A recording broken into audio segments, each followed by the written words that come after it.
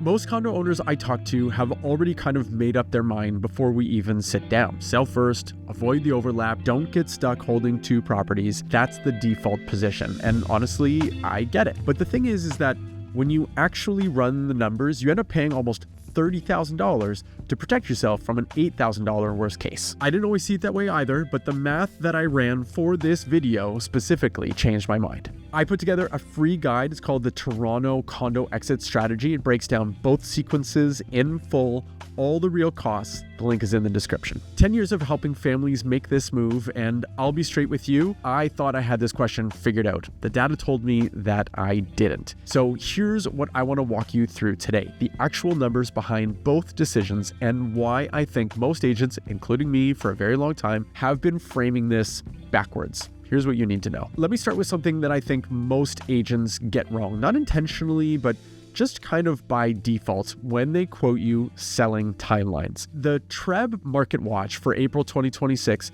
shows that the average LDOM, that's listing days on market, LDOM, for C1, which is like downtown westish, mostly condos, at 37 days. And the average PDOM, the property days on market, at 54 days. And if you pull condo apartments specifically from the data, the LDOM drops to 32, which makes that gap even wider. So what's the difference between those two numbers? The LDOM, listing days on market, tells you how long the winning listing ran. PDOM, the property days on market, tells you how long the property has been trying to sell, including any relists after a price reduction or an expired listing. That 17 to 22 day gap is where the mispriced listings live. Properties cycling through about one relisting on average before they actually find a buyer. So when your agent tells you condos are selling in about 32 days, they're probably using the LDOM, the listing days on market, which is fine, except if you're planning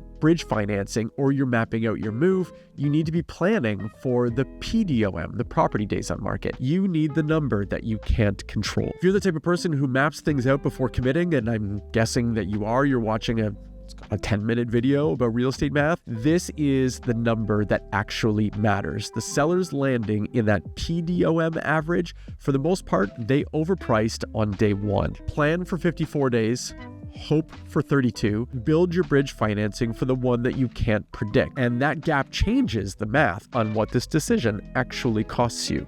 Okay, so here's the part that kind of broke my brain a little when I first modeled it out. The total sell first cost, $29,450. That covers temporary furnished housing with a pet deposit, storage, and hiring movers twice. The total buy first bridge financing cost, under normal circumstances, condo sells without too much drama, bridge runs about 30 days, $1,897. Sell first costs 15.5 times more than buy first. Now, for years, and I mean years, I've been telling clients there are two worst cases here.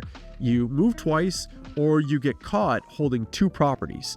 And I believe that framing was balanced, fair. But when I actually sat down and ran the numbers on what moving twice looks like, the rental, the storage, finding something that takes your dog, 2 sets of movers, the whole thing, I realized that I had been dramatically underselling one side of the equation. Framing it as, well, you might have to move twice, makes it sound like it's an inconvenience, and it isn't. It's $29,000. Now that's assuming that you are not able to buy and close on a new home shortly before needing to vacate your condo. Here's what I think separates the families who navigate this well from the ones who don't. It's not that they avoid risk altogether, it's that they know which risks have real numbers attached to them, and this one does. Most agents won't show you this breakdown. I think you deserve to see it before you decide. But the financial math is only a part of it. There's a strategic position that most people don't even think about. Having a closing date on your new house is actually almost like a forcing function for doing your condo pricing right. Think about what happens to sellers without a deadline. They list at an aspirational number. The first couple of weeks are quiet. They reduce. Maybe the listing expires. They relist at a lower price. Sound familiar? It should. That's exactly what the PDOM, the property days on market data, is telling us. That 17 to 22 day gap between what an agent quotes you and how long the property actually takes to sell, that's where the wishful pricers live. When you've already bought, you can't afford to test the market. You have a closing date. You need to sell your condo and sell properly the first time. So you price it correctly from day one, in line with what the neighborhood data actually supports, not what you were hoping to get maybe 2 years ago. And here's the thing, the sellers who price correctly on the first list, they land in that listing days on market average around 32 days. Clean sale, done. The sellers who overprice and reduce, they're the reason the property days on market is 17 to 22 days longer. Buying first keeps you out of that category, not because you got lucky, but because you had the right incentive to price honestly from the start. So the deadline isn't a source of pressure that works against you. It's kind of the thing that keeps you from making the most common and costly mistake condo sellers make right now. And that discipline, it carries over into how you show up on the buying side too. And by the way, all of these numbers are in the Toronto condo exit strategy I mentioned. Grab it from the description if you want to run your own scenarios. When you sell first and you're living out of boxes as you're packing up your own place, every house you walk into feels a little bit desperate, even if you're not saying it out loud. I had this conversation literally just last week with a client.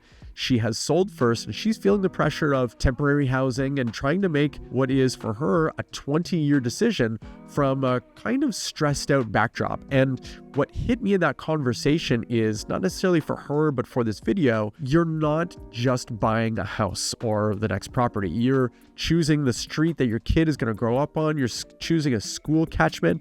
Those kinds of decisions deserve some breathing room. The families who love where they landed 2 years later, for the most part, they kept thinking clearly about the process. They didn't make compromises on the neighborhood or the house itself because they felt pressured to just get settled. I've watched some families do the opposite. Here's the thing.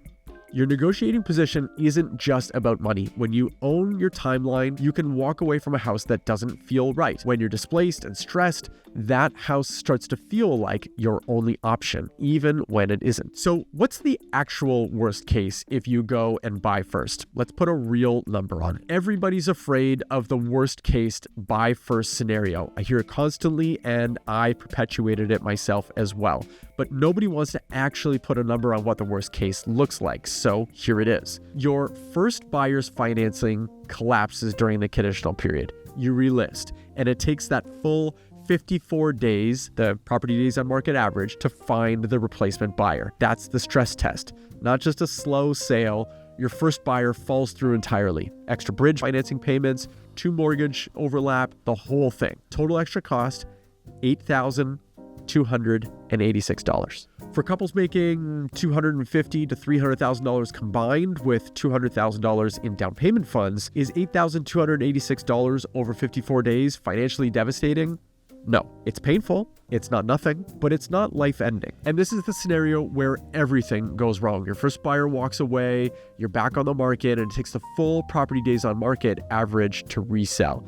That's not the base case, that's the monster behind the door. The families who make good moves aren't the ones who avoid all risk. They're the ones who know which risks have real numbers and which ones are just fear. Fear doesn't have a number. This one does. Does knowing the actual number change anything for you?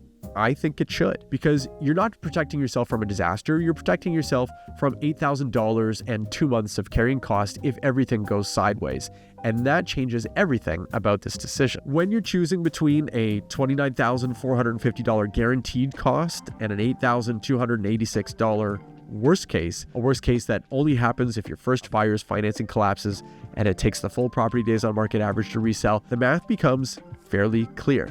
Most condo owners are paying 15 times more to protect themselves from a risk that has a specific, manageable number attached to it. The complete breakdown, both sequences, all the real cost is in the Toronto Condo exit strategy. It's free in the description. Grab it if you want to run your own numbers. Now, here's what most Toronto condo owners don't realize. While you're working through this buy first, sell first question, there's a bigger problem that is kind of hiding in plain sight. The longer you stay put, the more it's actually costing you. And I'm not talking about interest rates or market timing. There's a hidden cost that compounds every month, and most people don't see it until it's too late. I break down exactly what that monthly cost looks like and how to calculate it in the real cost of waiting to sell your Toronto condo, and that video is right here.